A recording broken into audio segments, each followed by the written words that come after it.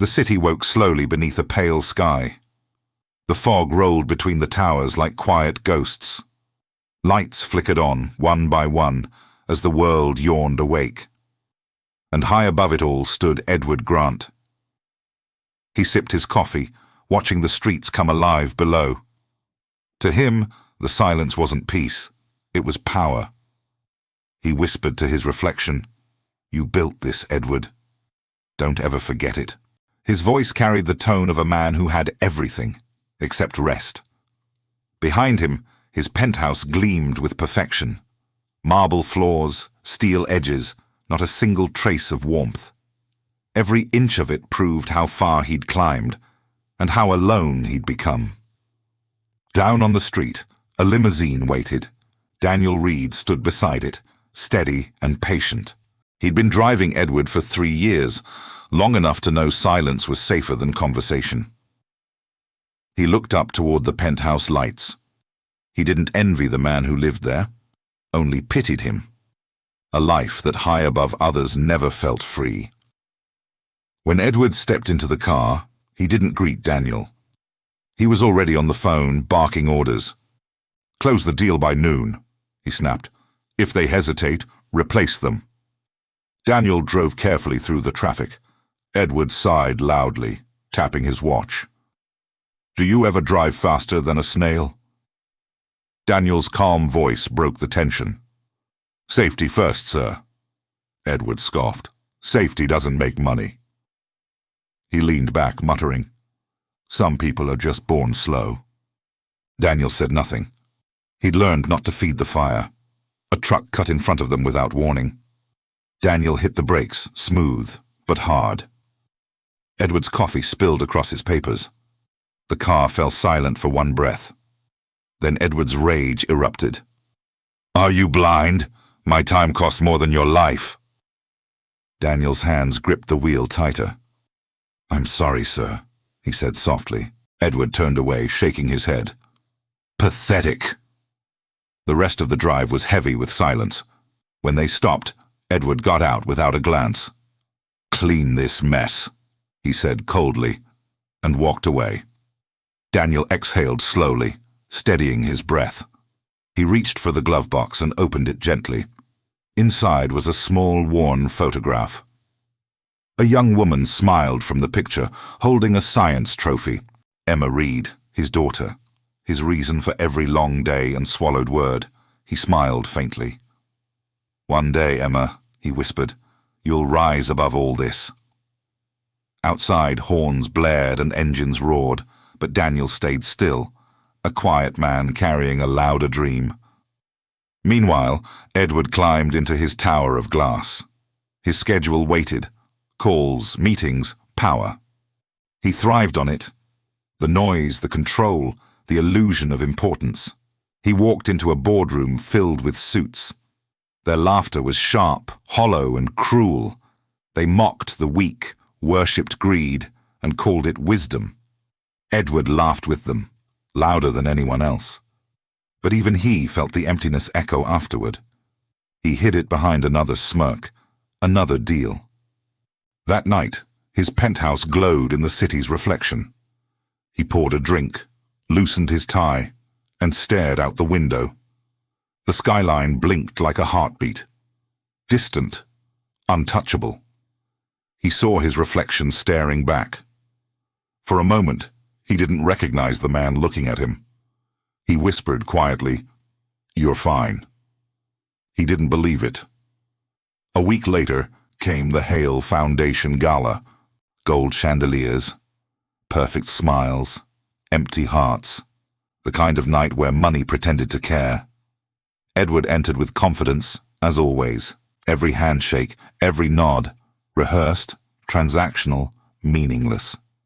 He loved being the center of every whisper. Then the host took the stage. "Please welcome Dr. Emma Reed." Edward barely looked up, but when she began to speak, her voice drew him in. "I grew up watching families choose between rent and medicine," she said. Her words were calm, but they carried truth. "My work is about change," she continued. "About giving children a chance to live, not just survive. The crowd fell silent. Edward listened, almost despite himself.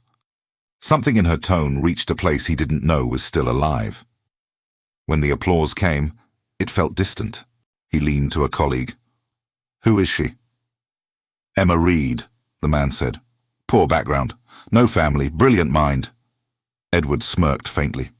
"A genius idealist. Cute." After the event, he found her near the exit. "Dr. Reed," he said smoothly, "that was impressive." She smiled politely. "Thank you, Mr. Grant." "You speak like someone who believes in what she says," he said. "I do," she replied softly.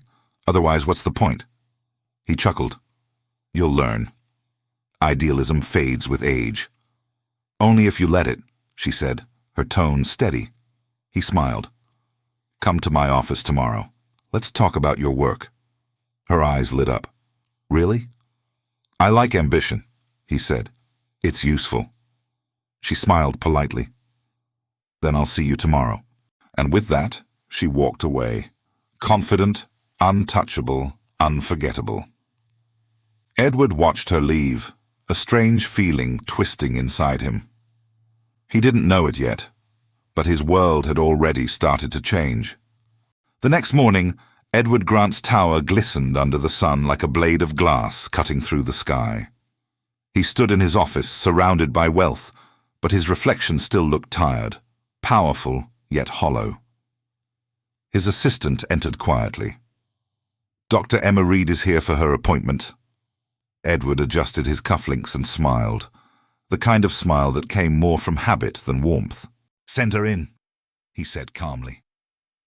When Emma walked in, she carried herself with quiet strength. Not pride, not fear, just focus. Edward gestured toward the chair. "Sit, Dr. Reed. Let's see if your passion matches your presentation." She smiled faintly, sitting down. "I hope my work speaks louder than my passion, Mr. Grant." He leaned back, amused. "Careful, Dr. Reed. In this world, idealism is a luxury. Purpose fades when bills arrive." Her voice was calm but firm. "That's why I build solutions, not excuses." For the first time, Edward didn't have a comeback. He gestured toward the screen. "Show me what you've got." Emma explained her invention, a low-cost medical device that could monitor children's health in poor communities. Her words flowed like conviction turned into science. But halfway through, Edward interrupted her. "Tell me," he said, "what does your father do?" Her voice didn't waver. "He drives." Edward chuckled softly. "A driver? Well, at least he understands the importance of service." Her eyes didn't flinch. "Yes," she said softly. "He does his job with pride, even when people treat him like he's invisible." The silence that followed was sharp, heavier than glass. Edward cleared his throat, pretending not to notice the sting in her words. When the meeting ended, she stood. "Thank you for your time, Mr. Grant." He nodded, his charm forced. "You'll hear from me." As the door closed behind her, Edward exhaled. Something in her tone had unsettled him, and he didn't know why. That evening, Daniel waited by the car as usual. Edward stepped inside, distracted, his phone lighting up with endless notifications. He spoke without looking up. "A young scientist visited today. Ambitious, idealistic, the kind that thinks kindness changes the world." Daniel smiled faintly in the mirror. "Sounds like a good kind of person." Edward scoffed. "Good doesn't win, Daniel. Strength does." Daniel didn't respond. He didn't need to. He'd heard enough of the world to know better. But when Edward mentioned her name, Emma Reed, Daniel's hand tightened on the wheel. For a moment, his heart froze. He swallowed the truth and kept driving. "She sounds special," he said quietly. "She's stubborn," Edward replied, "but smart." Daniel said nothing else for the rest of the drive. His silence carried more weight than words ever could. That night, Emma called her father. He liked the idea, she said softly. But he doesn't believe people change. Daniel's voice was calm. Then prove they can. The next morning, Edward couldn't focus on his work. Emma's words echoed in his mind. He does his job with pride, even when people treat him like he's invisible. He stared at the city and felt something he hadn't in years. Guilt. A feeling that crept in quietly, like a shadow behind success. He opened his drawer, pulling out an old photo of his younger self, a man who once believed in dreams before power devoured them. He whispered, "What happened to you?" Later that day, curiosity got the best of him. "Find out everything about Emma Reed," he told his assistant. An hour later, a folder arrived on his desk. He opened it casually and froze. There it was, a photograph. Emma Reed, standing beside Daniel, his driver. The world seemed to stop. He stared at the image, the two faces side by side, one filled with innocence, the other with quiet strength. His breath caught. He whispered, "No, it can't be." He flipped the page again, reading the notes, the names. Everything matched. His stomach sank as realization struck. The man he insulted, belittled, and mocked was the father of the woman he respected. He stood up abruptly, pacing the room. "I insulted her father." The words hit him harder than any deal he'd ever lost. That evening, Daniel arrived to pick him up. Edward stepped into the car, but for once the silence wasn't power. It was shame. Halfway through the drive, Edward said quietly, "Daniel, your daughter's name is Emma, isn't it?" Daniel's eyes flickered to the mirror. "Yes, sir." Edward swallowed hard. "She came to see me this week." Daniel nodded. "I know." Edward looked down. "You never told me?" Daniel's voice was steady. "You never asked." The car rolled on, heavy with everything that had never been said. Edward finally spoke, his voice breaking slightly. "Daniel, I've been a fool." Daniel kept his eyes on the road. "You're not the first rich man to forget the people who carry him, sir." Edward exhaled. "I don't want to be that man anymore."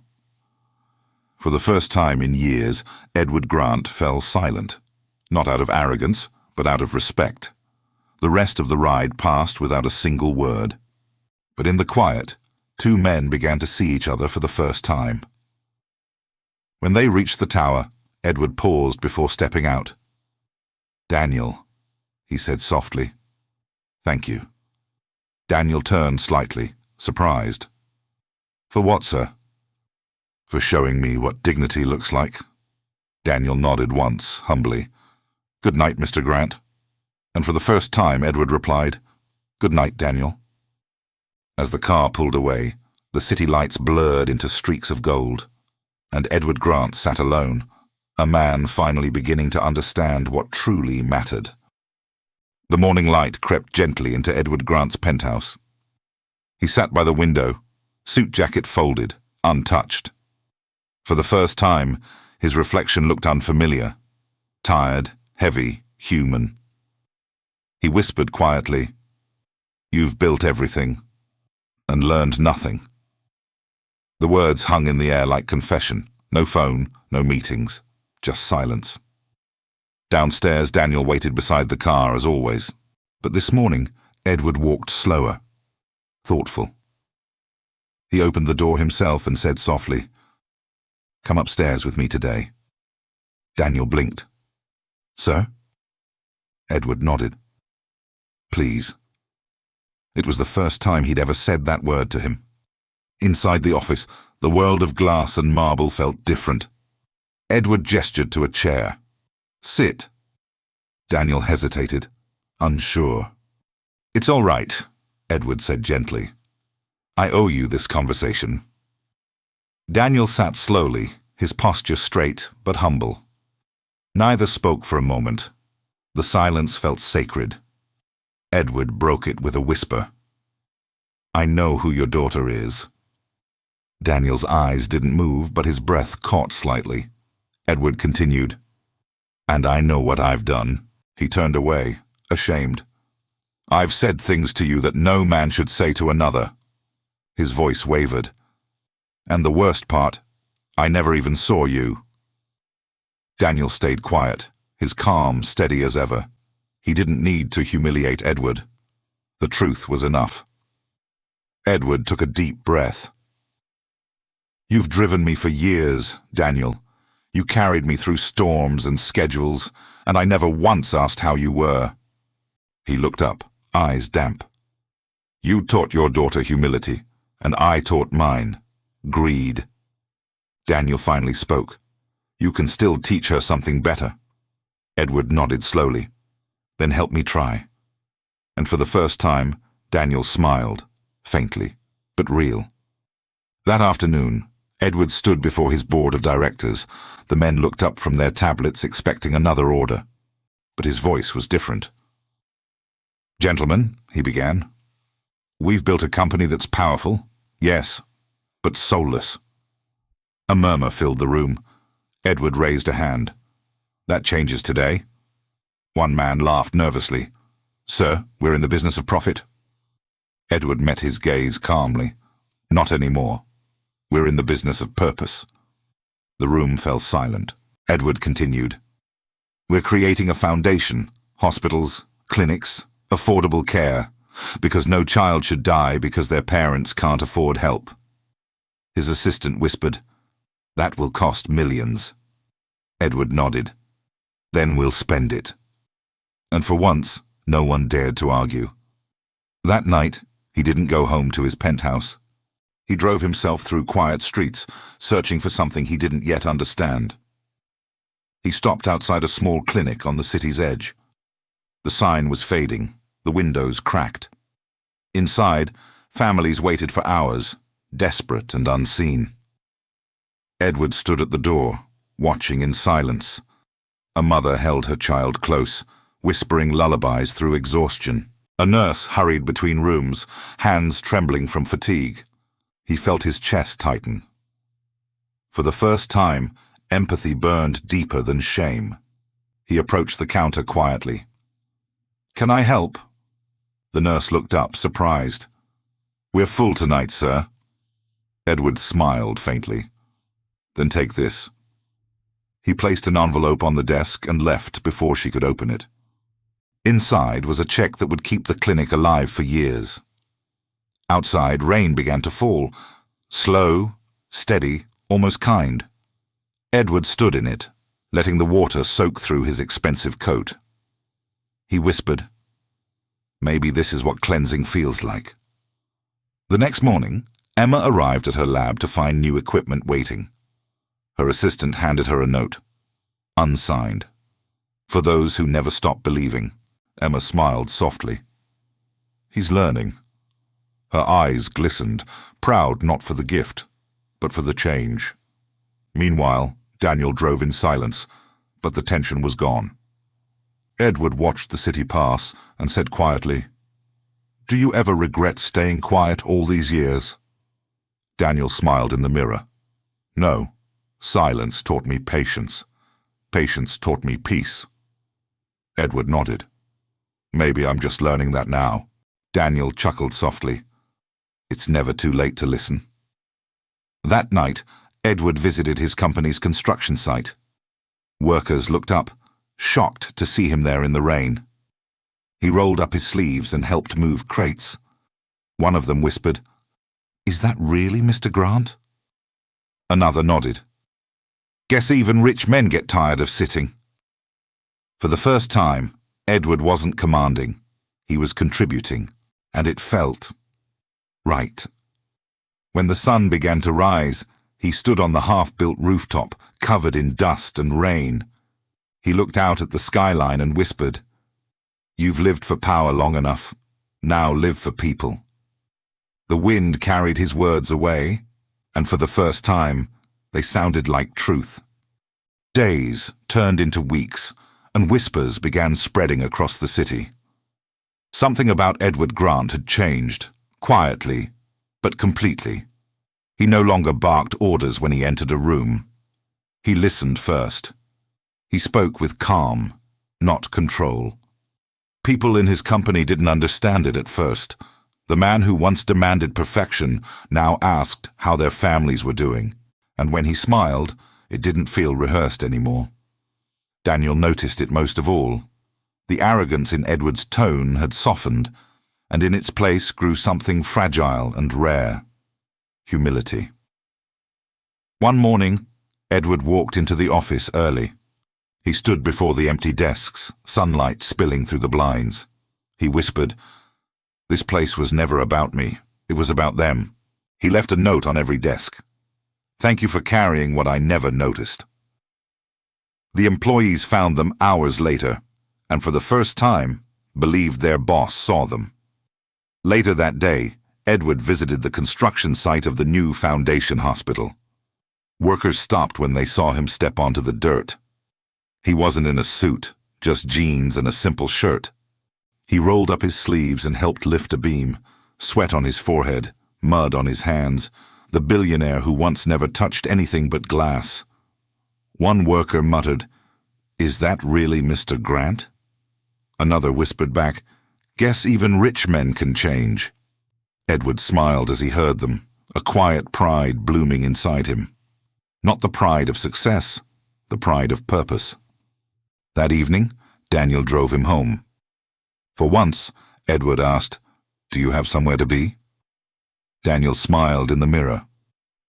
"Home, sir, but I don't mind the drive." Edward nodded. "You've driven me for years, Daniel. Maybe one day I'll drive you somewhere for a change." Daniel chuckled softly. "That'll be the day, sir." Edward smiled, the corners of his eyes softening. The sound of laughter between them was small, but it meant everything. At the company, Edward's transformation continued. He started visiting every department personally. No cameras, no speeches, just presence. He listened to janitors, secretaries, interns, people he once walked past like furniture. Every conversation carved away a piece of the old Edward. One afternoon, he walked into the employee cafeteria. The room froze. He smiled gently. "Mind if I join you?" They nodded nervously. He sat down with his tray, eating the same food, talking about their kids, their dreams. By the end of lunch, the fear in their eyes had turned into respect. That night, Edward stood on the balcony of his penthouse again. The city looked the same, but he didn't. He whispered, maybe the view was never the point. He picked up his phone and dialed a number he hadn't in years. "Emma," he said when she answered, "I wanted to thank you." "For what?" she asked softly. "For not giving up on your belief that people can change." Her voice smiled through the phone. "Then keep proving it." "I will," he said. Every day. Over the next months, Edward poured his time and fortune into Emma's foundation. But more than money, he gave something rarer. Himself, his effort, his attention, his presence. He worked quietly behind the scenes, arranging partnerships, reaching out to companies that once only cared about profit. He convinced them that saving lives was worth more than saving margins. Some agreed, some didn't. But for the first time, Edward didn't care who mocked him. Daniel watched with pride. He often said nothing, but his smile said it all. The man he once served now served others. At home, Edward kept a photo of Emma and Daniel on his desk. He looked at it every morning before starting his day.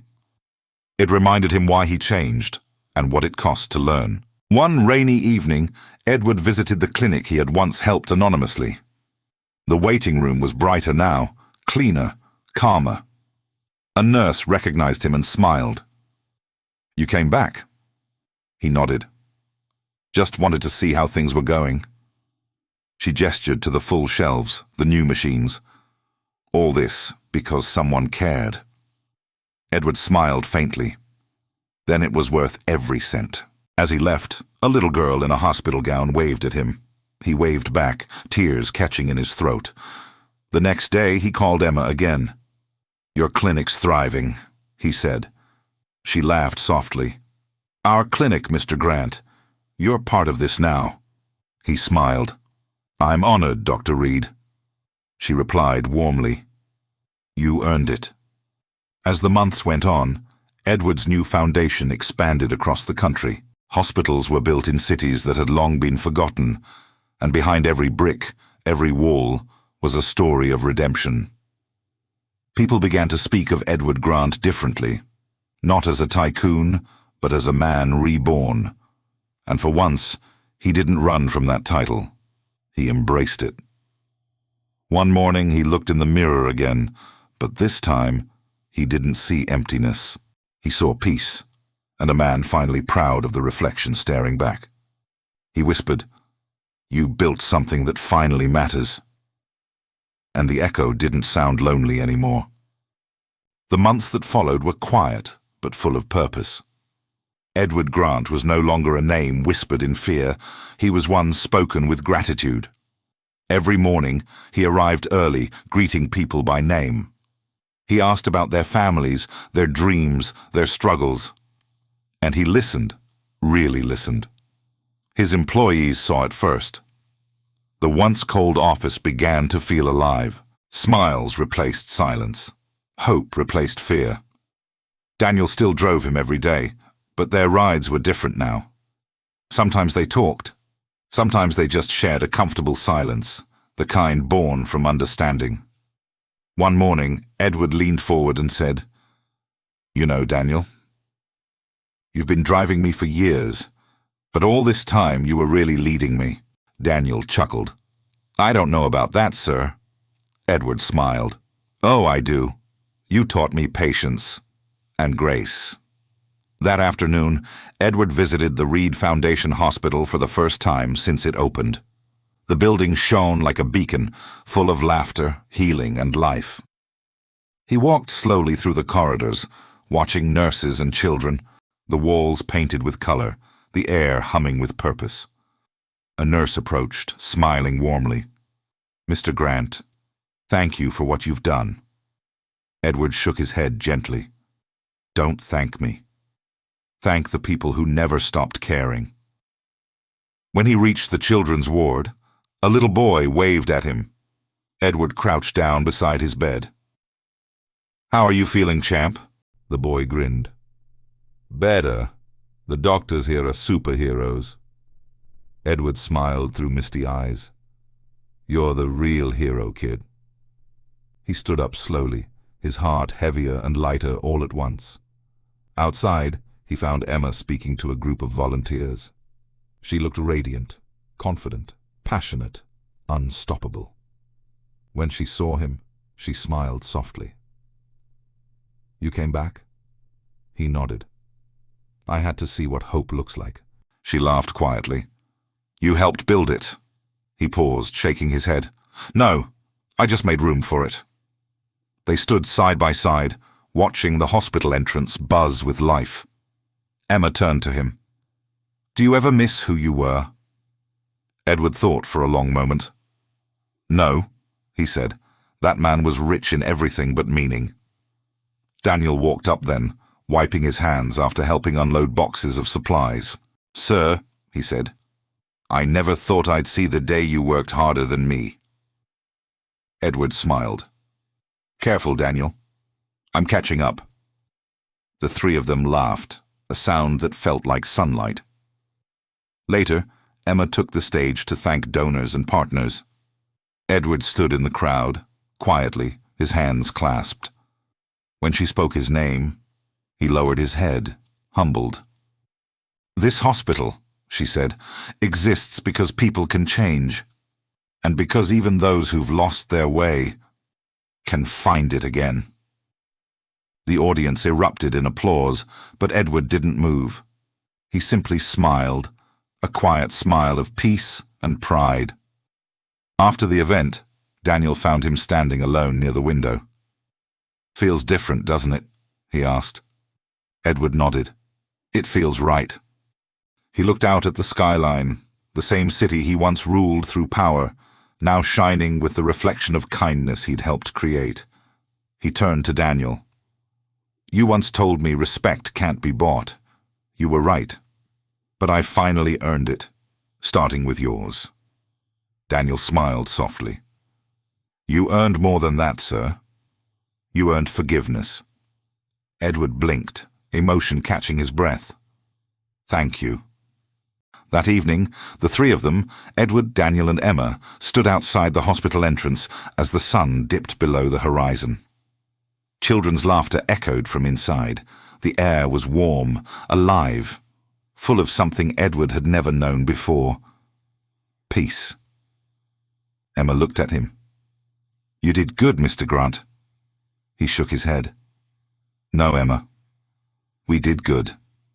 Daniel chuckled. "That's a rare we coming from you." Edward laughed softly. "Get used to it, old friend." They watched the lights of the hospital glow brighter as night fell. And for the first time, Edward didn't feel the need to be anywhere else. As they said their goodbyes, Emma hugged him gently. "Thank you for believing again," she whispered. He smiled. "Thank you for reminding me how." When he walked toward the car, Daniel followed beside him, step for step. The power dynamic that once defined them was gone. Now, they walked as equals. Before getting in, Edward stopped and looked at the city one last time. He whispered to himself, "You don't need to build towers to touch the sky. You just need to lift others high enough to see it." Daniel started the car, glancing at him in the mirror. "Going home, sir?" Edward smiled softly. Finally. As they drove off, rain began to fall, light, steady, forgiving. It danced across the windshield like applause from heaven. Edward looked out the window at the world passing by. The noise, the lights, the movement. It all looked different now. For once he didn't see chaos. He saw life. He whispered, "Maybe being human was the real fortune all along." Daniel smiled. "You found it, sir." Edward smiled back. "No, Daniel. I earned it." The camera pulls back, the car driving through the glowing streets, past the hospital, the laughter, the city lights. And somewhere in that endless night, the man who once thought he owned the world finally belonged to it.